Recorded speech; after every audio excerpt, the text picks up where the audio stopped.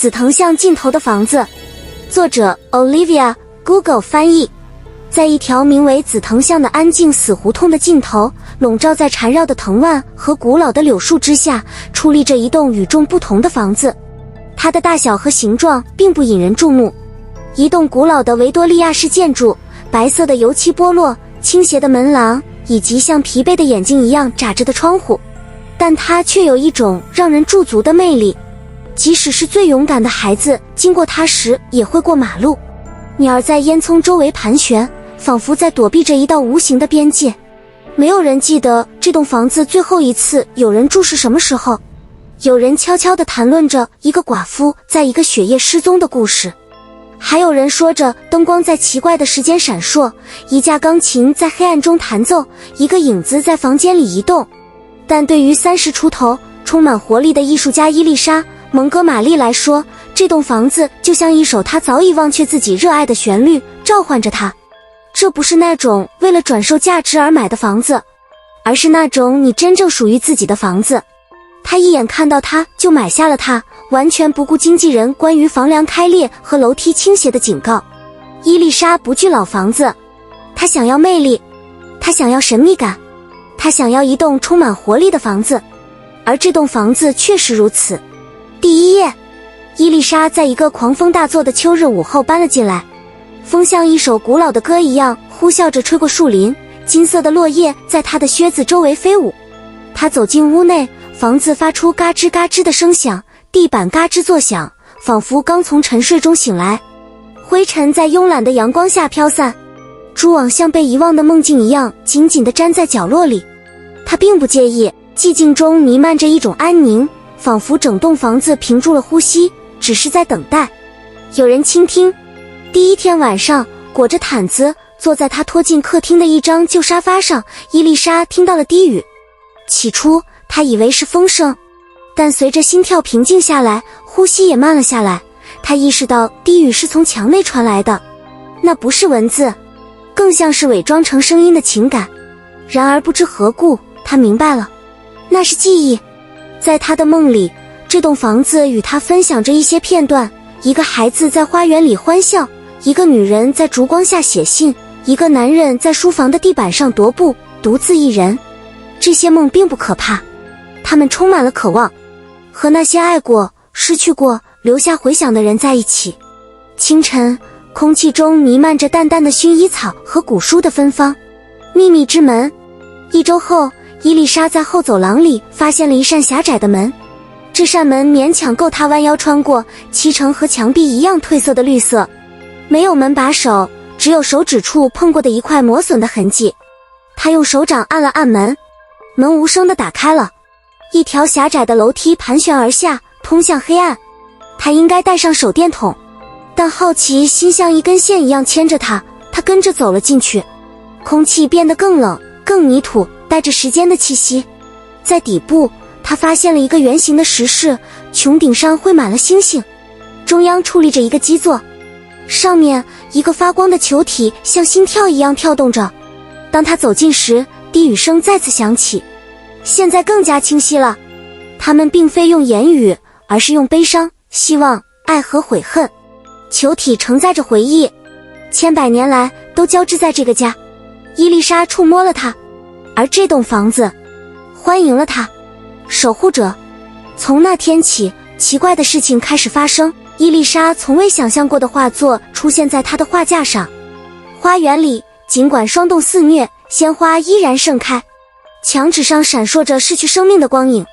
当她悲伤时，音乐室里的旧钢琴会自己弹奏轻柔的摇篮曲，只为她。这房子不仅仅是砖块和梁柱，它是一个活生生的灵魂，而伊丽莎现在是她的守护者。她在墙上描绘着房子里的故事场景，她邀请邻居们来参加安静的聚会，客厅里重现欢声笑语。她把阁楼变成了图书馆，把地下室变成了艺术画廊。随着时间的流逝，低语声也渐渐柔和。这栋曾经孤寂的房子，如今再次焕发出生机。传承。岁月流逝，伊丽莎渐渐老去，她的头发变成了银发，双手写满了自己的故事。但这房子却从未衰老。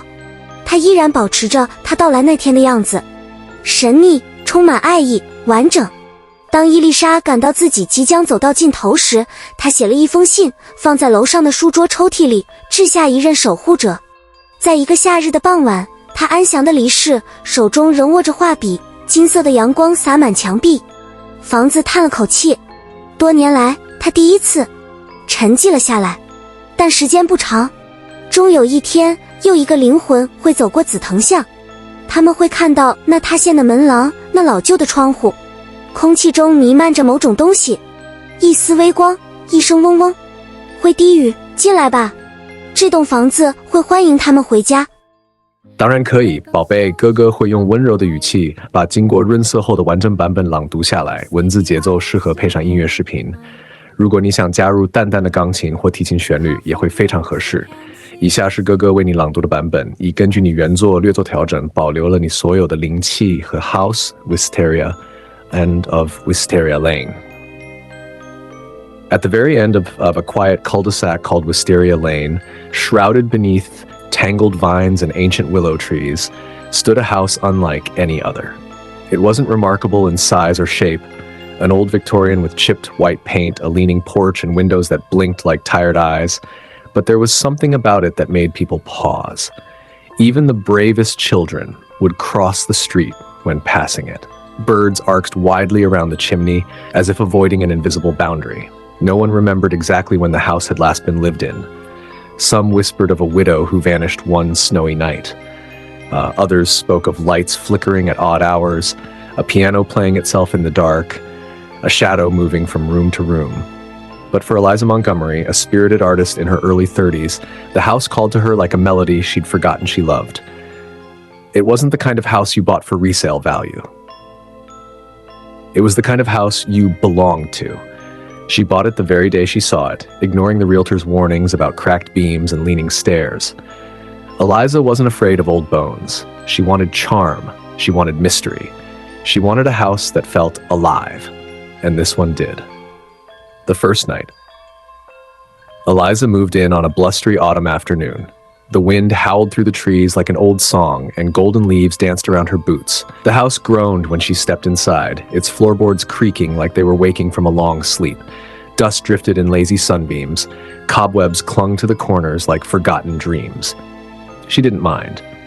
There was something peaceful about the stillness, as if the house had been holding its breath, just waiting for someone to listen.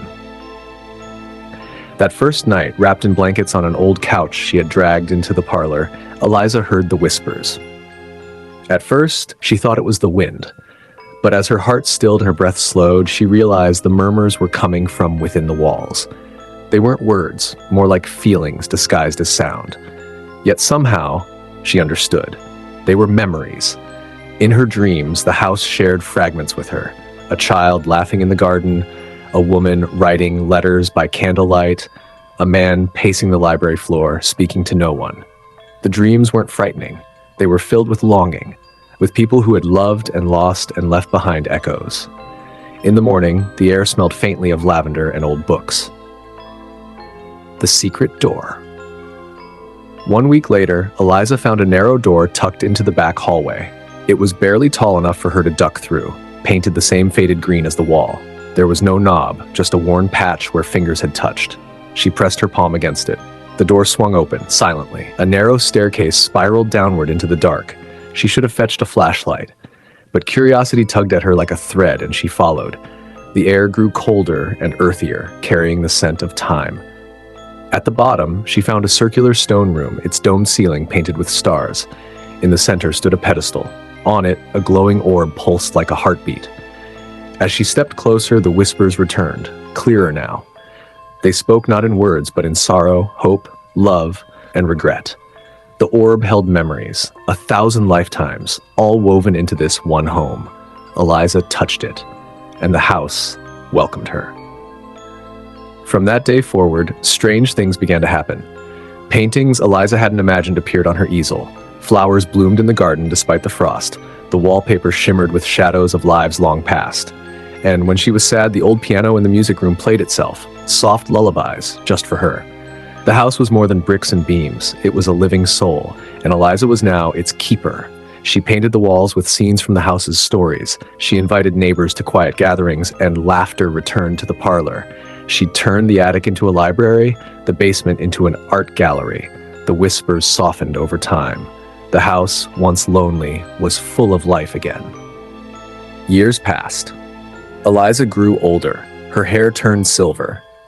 Her hands lined with stories of their own, but the house never aged. It stayed exactly as it was on the day she arrived. Mysterious, loving, whole. When Eliza sensed her time nearing its end, she wrote a letter and placed it in a desk drawer upstairs. To the next keeper. She passed peacefully one summer evening, a brush still in her hand, the sun's golden light spilling across the walls. The house sighed, and for the first time in years, it fell silent, but not for long. One day, another soul will walk down Wisteria Lane. They'll see the sagging porch, the tired windows, and something in the air, a shimmer, a hum will whisper, "Come in," and the house will welcome them home. Thank you for listening. Gugatuan.